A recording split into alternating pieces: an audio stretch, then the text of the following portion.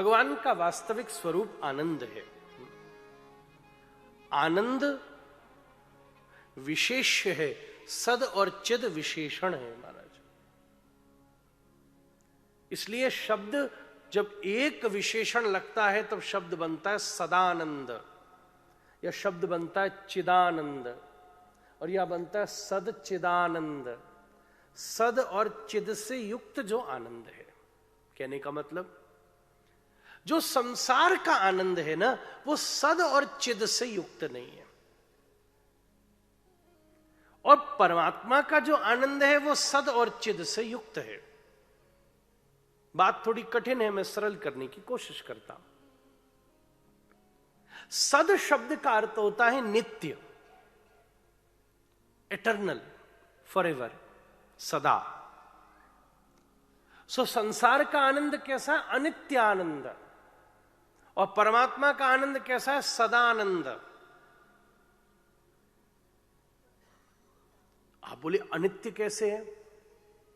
निश्चित बात है, आपको बड़ी तेज भूख लगी हो, इतनी तेज भूख लगी कि सब्र ही नहीं हो रहा, तो एक बढ़िया सुंदर मिठाई का डिब्बा,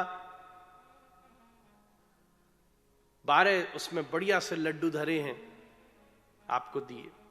पहला लड्डू आपने खाया, बहुत आनंद आया। इतनी तेज भूख में और लड्डू मुंह में चला जाए, आहा, कोई बोले भी तो बोलने में, उत्तर तक देने में आनंद नहीं आता। तो रुक जा, भी कुछ तो अंदर गया। किसी ने कहा खाने को कुछ भी नहीं है, यही है बस। तो दूसरा भी खाया तो दूसरा भी, आनंद उसमें भी आया, पर अगर सच में विचार करोगे तो पहले से थोड़ा कम आया। तीसरे में और कम आया, चौथे में आप बोलोगे यार इससे ज्यादा मैं नहीं खा पाऊंगा। मित्र बोले यार देख कहां जाएंगे, अब तूने पूरा डिब्बा झूठा कर दिया।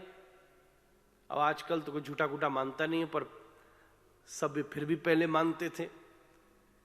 खाले चौथा भी खा लिया। 5वें में तो बोले अब बिल्कुल मैं तो देख ही नहीं सकता, हटा दो यहां से। बोले नहीं खाना पड़ेगा, तो तू तो नाच रहा था पहला लड्डू खा के, वही मिठाई का डिब्बा, वही दुकान से आया, क्यों नहीं खा रहा? 5वां भी खिला दिया। 6वें में तो बोलेगा अब तो मेरी बिल्कुल यहां तक उल्टी हो जाएगी, अब तो घबराहट होने लगी, बिल्कुल ले जाओ यहां से। फिर भी किसी मित्र ने जबरदस्ती 6वां भी मुंह में डाल दिया। अब तो खड़ा होके भागे, तो मित्रों ने मस्ती करने के लिए उसे पकड़ और लिया, और जब 7वां मुख में डाला तो वास्तव में बमन हो गया। बताओ यार मैं मना करता था। सबने कहा कैसी कमाल की बात है, वही मिठाई का डिब्बा और वही लड्डू, पहला खाते समय तो तू ऐसा नाचता था कि शायद यही जीवन का सबसे बड़ा आनंद है, और वो सेम ही बॉक्स का जब 7वां लड्डू तेरे मुख में गया तो तूने उल्टी कर दी, तूने सब बाहर निकाल दिया, तुझे घृणा हो गई। कहता अब तो जिंदगी में 2-5 साल तक लड्डू दिखाना भी नहीं। पिछले 20 साल के लड्डू 20 मिनट में खिला दिए तुमने, अब तो शक्ल भी नहीं देखूंगा इसकी, कोई गिफ्ट में भी नहीं लेना, दिवाली पर भी सवलाना, ये लड्डू ना लाना। ऐसी क्या स्थिति हुई कि वो सेम पदार्थ जो अभी आपके अत्यंत सुख का कारण था, वो सेम पदार्थ थोड़ी देर में आपके दुख का कारण हो गया। इकोनॉमिक्स में इसी को कहते हैं the law of diminishing marginal utility. धीरे धीरे वही वस्तु का आकर्षण हमारे भीतर शिथिल पड़ता जाता है। दुनिया में जितने पदार्थ हैं उन सब की स्थिति बिल्कुल ऐसी ही है। कितना खा लोगे, कितना पी लोगे, कितना चीजें खरीद लोगे, कितना नाच लेगा आदमी, कितना भोग लेगा आदमी, उसके बाद उसी वस्तु से घृणा होने लग जाएगी। यार कर तो लिए, कितना करें अब? जब किसी भी वस्तु के उपभोग में यह अनुभव आए, उस वस्तु को कहते हैं अनित्य आनंद। इसका आनंद क्षीणात्मक है, स्टेबल नहीं है। परंतु वहीं दूसरी तरफ डिफरेंस क्या है जगत और जगन्नाथ में? भगवान कैसे हैं? सदानंद हैं, चिदानंद हैं। जितना हमारे हृदय में उनके प्रति रहस्य खुलते जाएंगे, वही भागवत जी है, पहली बार सुनने वाला भी सुन रहा है और 50 साल से सुनने वाला भी सुन रहा है। दोनों को सुनने का अनुभव केवल अलग अलग है। आपके सामने जितनी परत खुलती जाएंगी, दुनिया की जितनी परत खुलती जाएंगी, आपका आकर्षण खत्म होता जाएगा, और वहीं अध्यात्म में जितनी परत खुलती जाएंगी, आपका आकर्षण बढ़ता जाएगा। वाह! कोई ये भी सोच सकते हैं हम तो ऐसा अनुभव ज्यादा करते हैं भैया। अच्छा महाराज, हम तो यही सोच रहे थे कि 2 भजन गा लिए, थोड़ा सा नाच लिए, थोड़ा सज धज लिए, हो गई भागवत। ये इतनी थॉट प्रोवोकिंग भी हो सकती है, इतनी इंटेलेक्चुअल भी हो सकती है, हमें समझ ना आए ये भी हो सकता था, ये भी नहीं पता था। इसके अपने अपने स्तर घटित हो सकते हैं। सतत रूप से भगवान का स्वरूप सतत वर्धनशील है। आप जब वृंदावन जाते हो, आप जब दर्शन करो महाकाल का, तब एक नवीन आनंद की अनुभूति होती है। यही भागवत जी हैं, 50 बार आपने सुनी होंगी, पर जब सुनने बैठो तब ऐसा नहीं लगता कि इससे पहले हम इसे सुन चुके हैं।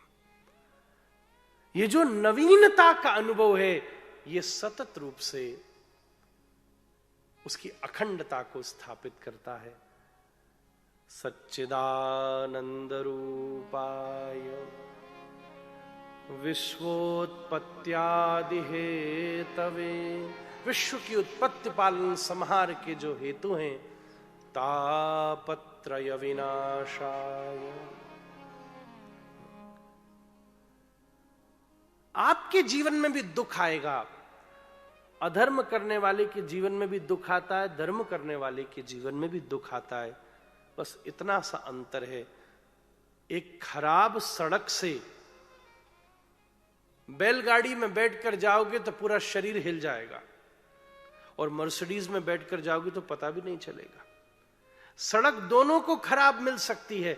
2 माताओं ने 2 रसोइयों में 2 भगोनों के ऊपर गर्म दूध रखा, दूध उबलने लगा, वो गिरता, दोनों माताएं रसोई में भागी। एक माता थोड़ी असावधान थी, उसने सीधे हाथ से भगोना पकड़ लिया, बड़ी बुरी तरह हाथ जल गया, दूध भी फैल गया और हाथ भी जल गया। दूसरी माता थोड़ी सावधान थी, उसने भगोना पकड़ने से पहले तुरंत हाथ में एक सुंदर कपड़ा लिया, कपड़े से भगोने को पकड़ा, प्रेम से उतार कर धर दिया। न हाथ जला न दूध फैला। दोनों के भगोने गर्म थे, दोनों का दूध उबल रहा था, पर एक का हाथ जला, एक का हाथ कपड़े की वजह से न जला। मैं आपसे सत्य कहता हूं, जीवन में दुख सबके आता है, धर्म करने वाले के जीवन में भी आता है, अधर्म करने वाले के जीवन में भी आता है, पर जिसके पास धर्म का कपड़ा होता है, उसके जीवन में दुख कभी उसे जला नहीं पाता है। महाराज, राम जी को भी जंगल में घूमना पड़ रहा है, पर वहां घूमते हुए भी राम उस समस्या को भी तपस्या में बदल ले रहे हैं, और हम तपस्या को भी समस्या में बदल ले रहे हैं। एक जना हमसे आके बोले महाराज ऐसा हो सकता है 15 मिनट में भागवत सुना दो आप। मैंने कहा मैं 15 मिनट में नहीं, मैं 5 सेकंड में भागवत सुना दूंगा। बोले कैसे सुना? मैंने कहा श्रीमद् भागवत जा। इतने सुन लिया हो गया, ये कोई कम है क्या? श्रीमद् भागवत 5 सेकंड भी नहीं लगा, 2.5 सेकंड में काम हो गया। बोले हमारे महाराज इतने से हो गया? मैंने हाँ इतने से ही हो गया। सुनने वाले का था श्लोकार्धम श्लोक पदम तापत्रय विनाशाय श्री कृष्णाय वयम नुमः।